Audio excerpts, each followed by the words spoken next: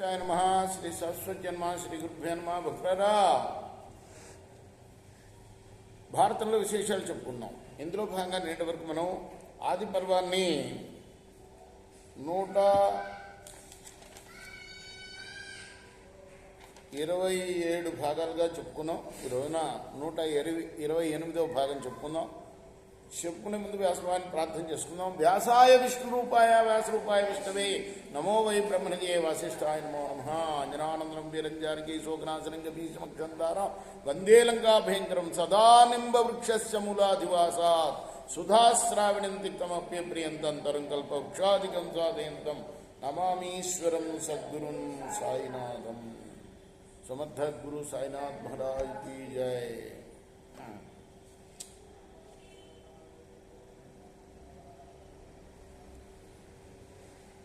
సహజ శత్రువుని దానాదుల చేత నమ్మకం కలిగించి చంపాలి. ఒకప్పుడు అపకారం చేసి ప్రస్తుతం ఆశ్రయించి ఉన్నవాడిని కూడా సంహరించాలి.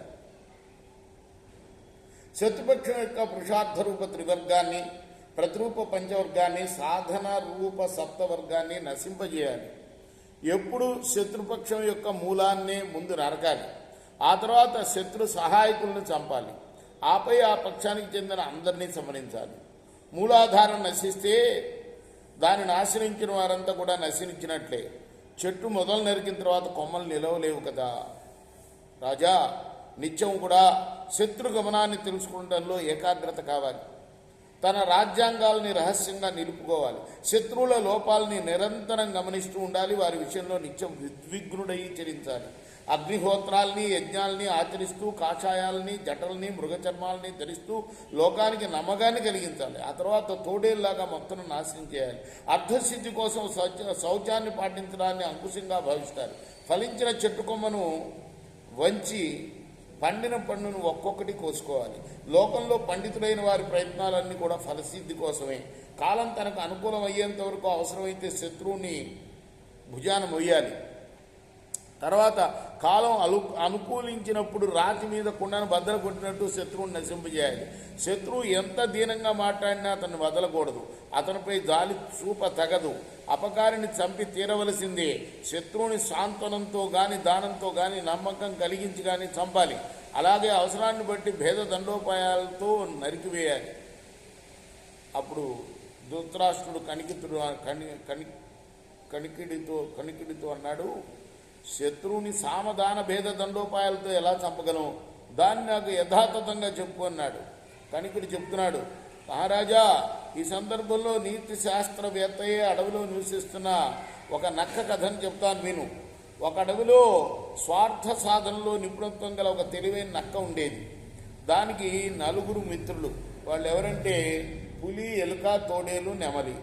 వాటితో కలిసి అది నివసించేది. అవి అడవిలో ఒక జింకల రాజును చూచాయి. దాన్ని అంటే జింకలకి రాజు అంటే వాడు మగవాడు అన్నమాట. దాన్ని పట్టుకోవడం కుదరక అవన్నీ కలిసి ఆలోచించాయి.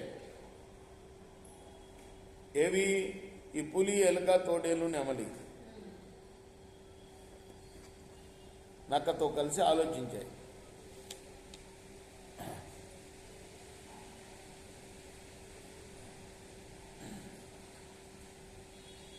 నక్కన్నది, పులి, అడవిలో దీన్ని చంపడానికి నేను ఎన్నోసార్లు ప్రయత్నించాను.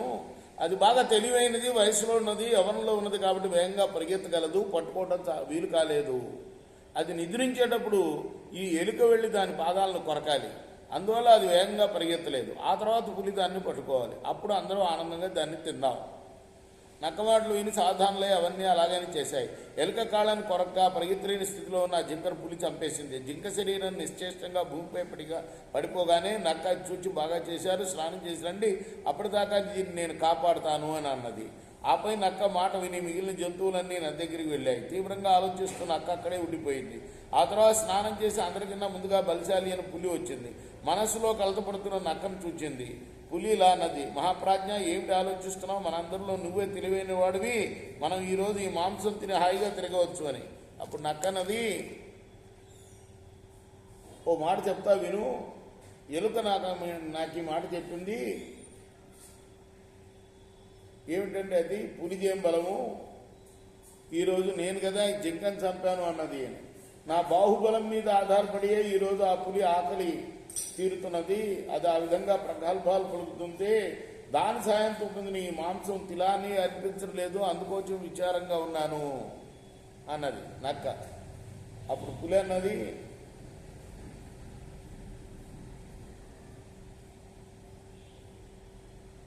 అది ఆ రీతిగా కనుక అని ఉంటే నన్ను అది సకాలంలో మేల్కొల్పినట్టే నా బాహుబలాన్ని ప్రదర్శించి వాటిని అన్నింటినీ చంపి వాటి మాంసాన్ని తింటాను.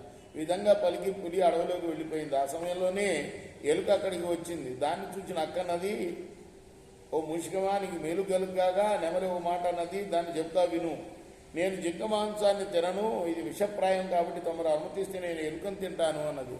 ఆ మాట విని భయపడి ఎలుక పారిపోయి కలుగులో దూరింది. ఆ తర్వాత తోడేలు స్నానం చేసి అక్కడికి వచ్చింది.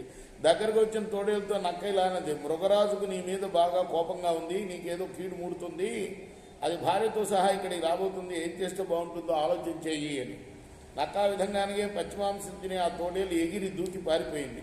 ఆ సమయంలో నెమలి అక్కడికి వచ్చింది. మహారాజా, అప్పుడు నక్క అడవిలో నెమలితో ఇలా అన్నది, నా బాహుబలానికి ఓడిపోయి మిగిలిన వారంతా ఎటో వెళ్ళిపోయారు, నీవు నాతో యుద్ధం చేసి గెలిచి స్వేచ్ఛంగా మాంసం తినవచ్చు అని.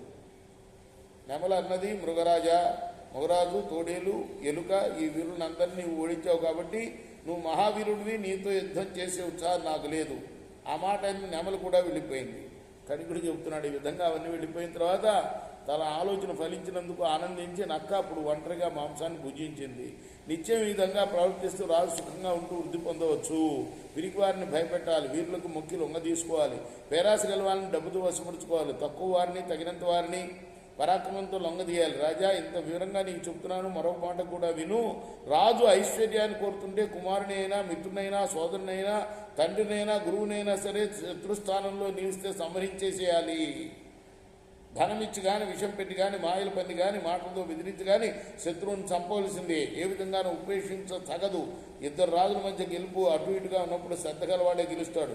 అహంకరించి కర్తవ్యాలను గ్రహించక దారితో ప్రవర్తిస్తే గురువునైనా దండించాల్సిందే. కోపం ఉన్నా లేనట్టు కనిపించాలి, చిరునవ్వుతో పలకరించాలి, కోపంతో ఎప్పుడు ఎవరిని తిరస్కరించకూడదు. ఓ ధృతరాష్ట్ర మహారాజా, శత్రువుని దెబ్బతీయించినప్పుడు, దెబ్బతీస్తున్నప్పుడు కూడా ప్రియంగానే మాట్లాడాలి. దెబ్బ తీసిన తర్వాత కూడా దయ చూపాలి. అతనికే దుఃఖించాలి, రోధించాలి కూడా. శత్రువును అన్వయించి, ధర్మాన్ని భోజించి, ధనాన్ని ఇచ్చి, మంచిగా వ్యవహరించి బాగా నిదానింపజేయాలి. సమయం వచ్చినప్పుడు ఆ శత్రువు దారి తప్పి ఉంటే సంహరించాలి.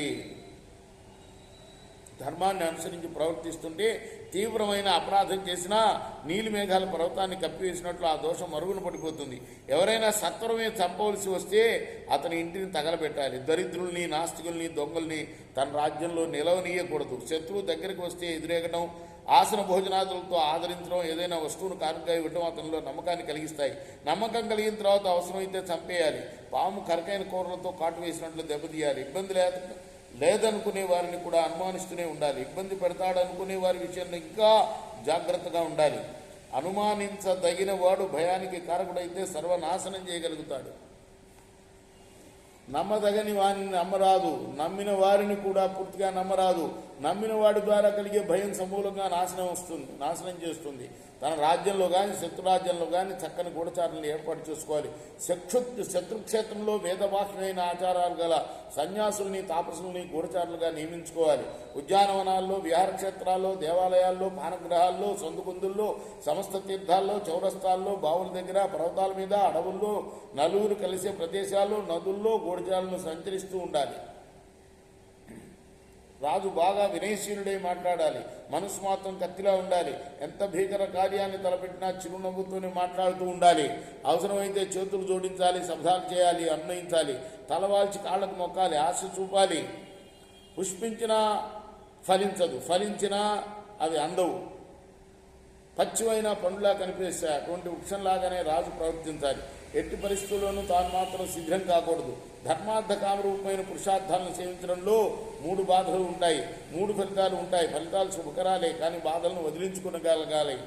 ధర్మాన్ని పాటిస్తున్న వానికి అర్థకామాల ద్వారా బాధ కలుగుతుంది. అర్ధాసక్తుడైన వాడికి ధర్మకామాల ద్వారా పీడ ఏర్పడుతుంది. భోగాసక్తి అధికమైన వాడికి ధర్మార్థాల ద్వారా ఇబ్బంది వస్తుంది. రాజు అహంకారాన్ని పరీక్షించి సావధానుడై అనునయపూర్వకంగా మాట్లాడుతూ అసూయను వీడి సర్వ విషయాలని పరిశీలిస్తూ సిద్ధచిత్తుడై బ్రాహ్మణులతో కలిసి ఆలోచించాలి. కష్టం వస్తే తనను తాను ఉద్ధరించుకోవాలి. దానికే మృదు కర్మకైనా దారుణ కర్మకైనా సిద్ధపడాలి. సామర్థ్యం ఉంటే మాత్రం ధర్మ మార్గాన్ని అవలంబించాలి. కష్టపడిన వాడు సుఖాలను పొందలేడు. ప్రాణ సంకటంలో పడినప్పుడు బతికి బయటపడితే సుఖభోగాలను చవిచూడగలుగుతాడు. ఇంకా కనికుడు చాలా చెప్తున్నాడు ధృతరాష్ట్రమానికి. రేపు పూర్తి చేద్దాం. కృష్ణార్పణమస్తు. కృష్ణార్పణమస్తు.